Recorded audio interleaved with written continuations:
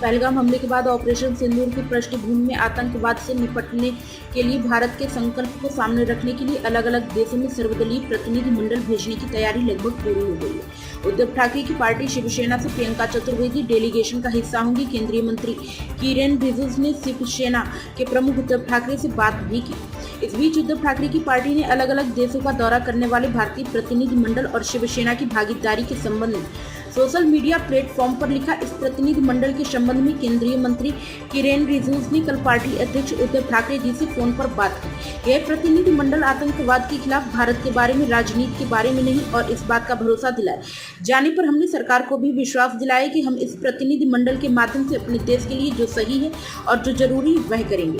शिवसेना के x handle से आगे कहा गया, सांसद प्रियंका चतुर्वेदी जी देश भर के अन्य सांसदों के साथ प्रतिनिधि मंडल का हिस्सा होंगे।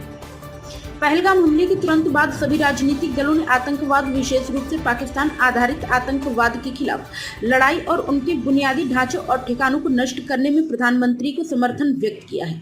आतंकवाद के खिलाफ काम करने वाले सशस्त्र बलों के साथ हम सभी एकजुट हैं, इसमें कोई दो राय नहीं होनी चाहिए। उद्धव ठाकरे की पार्टी की ओर से भी ये भी कहा गया कि पहलगाम पर कूटनीति स्थित और विफल खुफिया या सुरक्षा तंत्र के बारे में हमने अपनी राय है और हम अपने देश के सर्वोत्तम हित में अपने देश के भीतर सवाल पूछते रहेंगे। हालांकि हमें पाकिस्तान आधारित आतंकवाद को उजागर करने के लिए वैश्विक स्तर पर एकजुट होना चाहिए ताकि इसे अलग थलग किया जा सके और नष्ट किया जा सके।